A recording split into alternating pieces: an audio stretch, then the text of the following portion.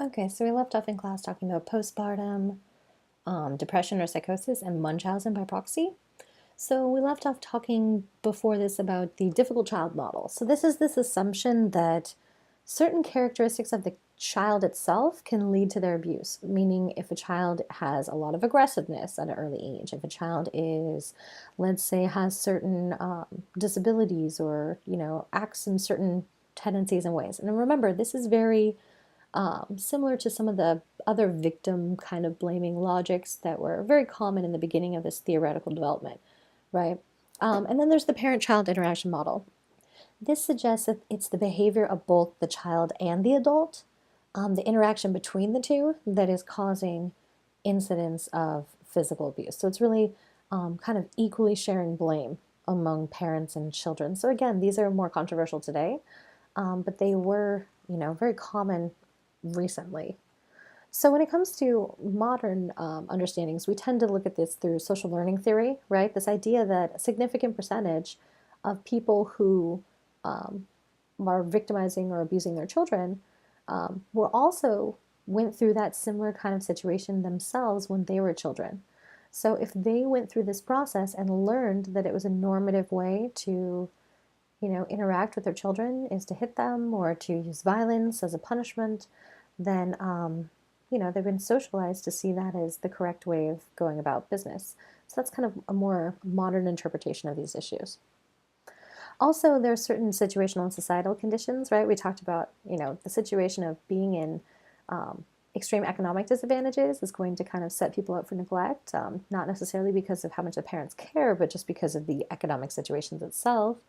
We also talked about social isolation, right? The idea that the more isolated you are, the more dependent you become on this person that is your abuser, the less likelihood you have of, being able to get any help. And really, this lack of social support, not having extended friends, family, other social groups that you can, talk to that can help you.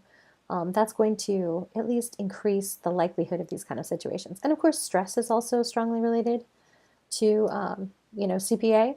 Um, so a lot of research in your book was looking at the relationship between the stress within military families, right? That researchers found strong associations between stress associated with military service and physical child abuse and neglect. And also, there's a relationship, or there's interesting research on in your book about children's behavior during their parents' deployment. So incidents of abuse of children actually increase at deployment and return from deployment, right? And stress can also be related to intimate partner violence, right? Mothers who are facing IPV are going to have higher rates of stress, and as a result, their parenting is going to lack because they're not going to have the same kind of focus as someone who's not being victimized, right? And also, a cultural acceptance of corporal punishment has a lot to do with this. Historically, children are viewed as property, which permitted the use of violence against them.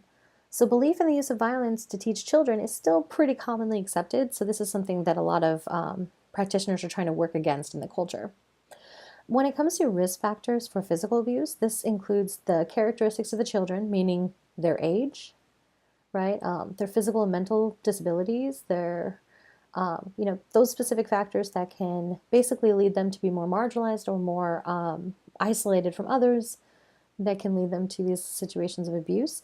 When it comes to the characteristics of parents, typically, obviously, these parents tend to have deficits in their parenting skills, or they have very unrealistic expectations of what their children's behavior should be, which is obviously going to lead to miscommunications, which often, if not dealt with in a communicative way, could lead to these situations. When it comes to characteristics of the family, there's a strong relationship between incidents of spanking within a household and marital discord.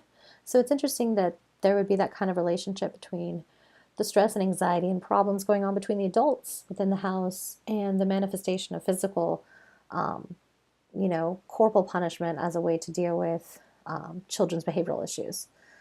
Um, and there's also specific situational and societal factors such as, low socioeconomic status, whether you're in a dual parent or a single parent household, and of course, the cultural approval of violence that I was just talking about. And there's also some protective factors, though, right? There's this idea that um, you can reduce the likelihood of abuse if you have a supportive family environment, parental employment, as a lot of issues are related to financial strain, and of course, just learning parenting skills, right?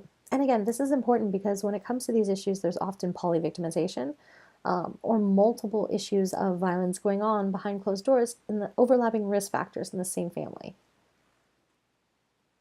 Okay, so when it comes to contemporary theories of CPA, transactional theories focus on the importance of factors such as the characteristic of the individual, the family, the community, and the culture to explain child maltreatment, right? Kind of that sociological imagination, looking at the individual and their family, but also the community and the culture to understand what's going on.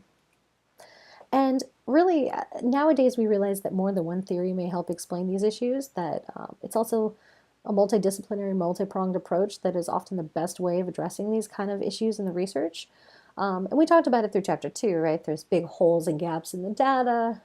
It's difficult to get access to some of these populations. So it's important often to use overlapping theories to kind of patch over the holes that exist in, using a unilateral approach. When it comes to practice, policy, and prevention issues, practice or treatment for CPA historically was only for specific adults, but now this is expanded to all members of the family.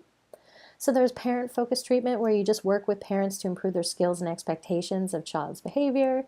There's often in-home treatments. These are pretty effective in developing better parenting skills. So someone will come in and model desirable parental behaviors and kind of teach people how to, interact in a more appropriate fashion. And there's also behavior-based treatment programs. So these programs use cognitive behavioral therapy to improve parent behaviors, child behaviors, and parent-child interactions in that kind of comforted environment, right? When it comes to policy towards these issues, there's an important aspect of prevention and dealing with these things is really understanding what's going on so that you can recognize it and report it early, right? So also, when it comes to mandatory reporting, this has been a helpful way for a lot of these cases to be understood, and of course, CPS agencies being trained and understanding what the risk factors are in the long term can help children get the treatment they need so that they don't end up in the system later themselves. So prevention is important, but again, we have to have more public awareness to understand what's going on, because I feel like a lot of people don't even understand that these are prevalent issues in the culture, and really bring more money and investment and attention to these issues so they can be dealt with effectively. And grandparenting is another thing your book talks about, just that research on grandparents who raise their grandchildren suggests that grandparents can play a very important role in preventing abuse. So in general, the presence of grandparents is associated with fewer incidents of abuse and fewer incidents of severe abuse.